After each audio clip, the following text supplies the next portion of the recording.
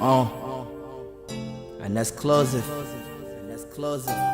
My Bob Records, niggas. It's a hustle.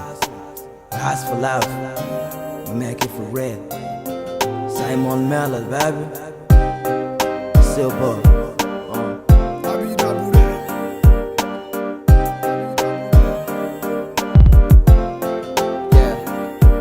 Need this a cappella, kama kawa kuri grain, hama nigga ari jello. The downtown, yes, downtown, sindi free, simple strain, but reading hat tumbo je crack, basangira ngendo, fizi sign ye Allah, kwanza vyose ni sala, assalamu alaikum, kuma nigga nyemera, haba street changi jela na police ndondera, office changi bounce na stage ndondera, I got my hope on the grain from my flag of fast too.